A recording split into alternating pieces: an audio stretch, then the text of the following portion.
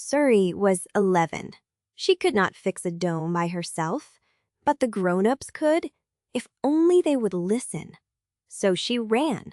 She ran through the tunnels, past the storage bays, past people carrying tools and sealing hatches.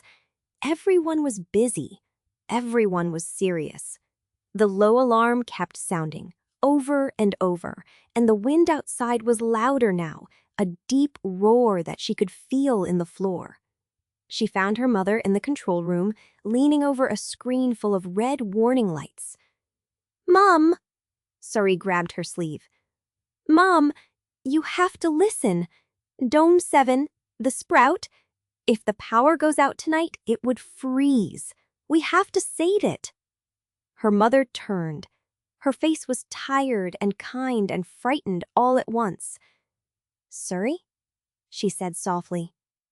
I know, my love. But listen to me. Right now, I have 140 people to keep alive. The storm is going to cut our power. We have backup cells, but only enough for the things that keep people breathing. Air, heat, water, in the main domes. That is the rule. People first, always. "But the sprout is one small plant," said a deep voice.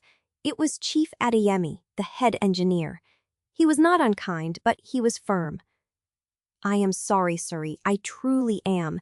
I know what that plant means, but I cannot send power to an experimental doe on the far side of the station when I am not even sure I can keep the nurseries warm. If I split the backup, I risk people. I will not do that. Not for any plant." Suri felt tears in her eyes. They were right, and she knew they were right, and that was the worst part. People had to come first. Of course they did, but she could not stop thinking about the little green speck pushing up out of the dead red soil, the first living thing this whole planet had ever grown. If it froze tonight, it would not just be one plant. It would be the end of the experiment. It would be the colony saying, "Mars is dead, and it will stay dead, and we were fools to hope." And Suri did not want to live in a world that had given up like that. "Then we don't split the backup," Suri said. Her voice shook, but she did not stop. "There has to be another way. We're the smartest people on the whole planet. Grandma always says people came all the way to Mars because they would not give up.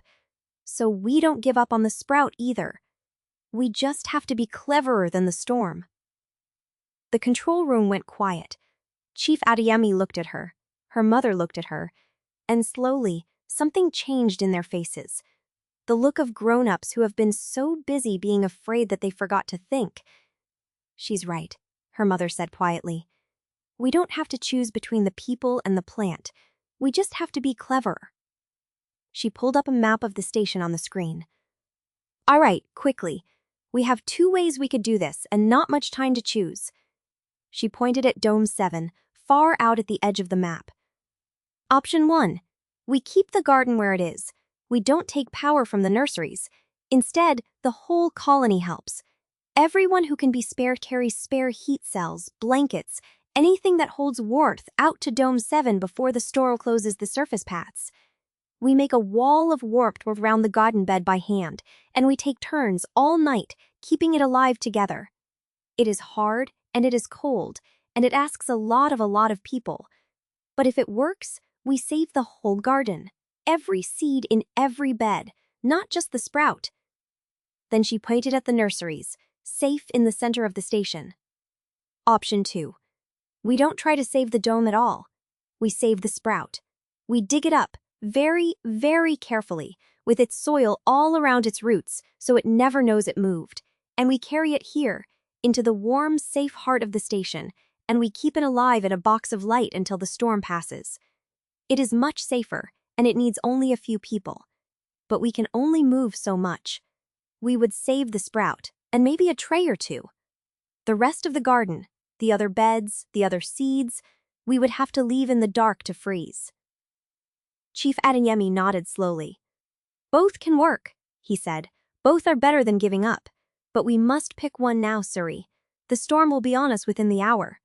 The whole colony, fighting the cold all night to save everything? Or the safe way, the small way, that saves the first sprout for certain, but lets the rest go? They were all looking at her. For the first time in her life, the grown-ups were waiting for Suri to decide. Outside, the wind screamed, and the first dust began to blot out the stars.